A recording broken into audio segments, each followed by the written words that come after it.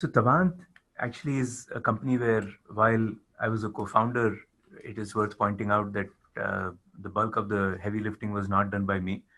The people who did and continue to do the bulk of the work, the gentleman who started the company as the CEO, Sarvesh, and continues to run the company today.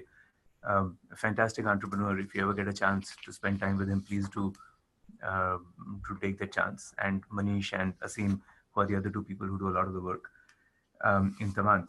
So Tavant, we started out in the glory days of the web, fueled by a combination of hubris and stupidity. So we thought that this is a company for where we will start. It was one of the first SaaS companies. Managed to raise money literally over 2 phone calls. So didn't even meet the investors before we ended up getting commitment. Confused that for validation. The investors were also feeling rich, and also we were feeling very bullish because everybody was in March of 2000. And as soon as the year Nasdaq was at 5,000. Nasdaq was absolutely, yeah. And March passed and September arrived, and what became clear was that SaaS was too early. We didn't have enough money, and the customers were not quite ready to buy or pay for what we had. And it was Sarvesh's insight that he convinced the customers that we would take what we had built as a technology stack, wrap it with a layer of services, and offer it as a services company. And the customers were happy because they indeed had a need. And two, buying services was a lot more justifiable than buying a product. And we could convert the company into a bunch of cash flow oriented. The nature became cash flow oriented as opposed to keep pumping in more cash and build, quote unquote, a product company. Now, it takes a lot of insight and courage to make this transition, especially in the Valley. Converting a product company into a services company, most people will frown upon it as having given up the dream. It's a big no-no. Totally. And any of you who have investors who optimize market cap are even more loath to make this transition because they don't think in terms of cash flow, they think in terms of market cap.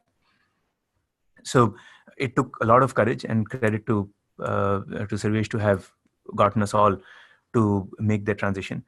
And the company actually did extremely well for a few years and ended up with large customers who were giving us a lot of revenue. And then 2008 arrived. And to Sandeep's point, we ended up in a place where the largest customer was a casualty of the subprime crisis. And the company was left with a large amount of receivable, no customer, and a large team by then to boot, who all needed salaries and needed support. And the team has actually worked through all of this. And by the way, my knowledge here is more secondhand because I had moved on in 2004. So I was 4 years out of date. But they're all friends, still involved in the company peripherally. They have continued to build the company, and not only build the company, but actually grow it several X in the last few years.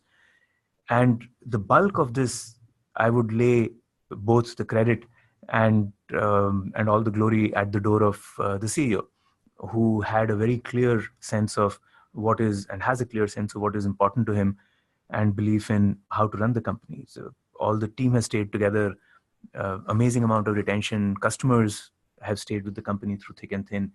So several lessons from this whole thing: pivoting at the right time, having conviction in the pivot, having enough of a sense of the market to know that what you do aligns you with enough revenue to stay alive. And by the way, luck is also involved, and this is not to take away from the team and the performance, but not giving any credit to luck would be a little delusional. So some element of luck is also involved. And there would be instances here where somebody would have said that why stick through all of this, but where the company is at right now more than makes up for all the pains that have gone through. So it's a fantastic story of when the pivot actually worked. And the timing of the pivot was very clear. The CEO read the fact that when the customers go away, you pay attention and you do something different, and you do it quickly. You don't drag your heels till money runs out in its entirety, and then you say, oh, now my back is to the wall. That's a little too late, which is the other thing about pivots, by the way. Once you start suspecting that it is time to pivot, chances are it is already too late. I see. So what then what tells you? So you're saying if you think it's time to pivot and it's too late, what is an early warning or early sign that I should pivot? And early sign is definitely customers. So we often desire that the customer should buy what we want as opposed to listen to the customers. So frequently a good time to pivot is when one is hearing from the customers that, no, this is not what it is looking for. And some of it, by the way, as I guess you and I will talk about, is also pretty hard. So one thing I will suggest is talk to lots of people. One thing that a lot of us don't do as entrepreneurs is to keep talking to people outside the company. We talk to a lot of people inside the company, and we look for people who echo what we do. Talk to naysayers. I don't have to believe them, but one can process their reasons for why are they saying no. And that way one becomes more sensitive to what is a good time to pivot. I call it, sell the Kool-Aid, don't drink the Kool-Aid. People just keep talking to people inside and they are just too drunk on their own product, their idea, what I call Kool-Aid for short form. And then, that what screws up, I guess, your internal compass and your sense of pivoting. And on that note, I think I'm going to pivot to the next slide.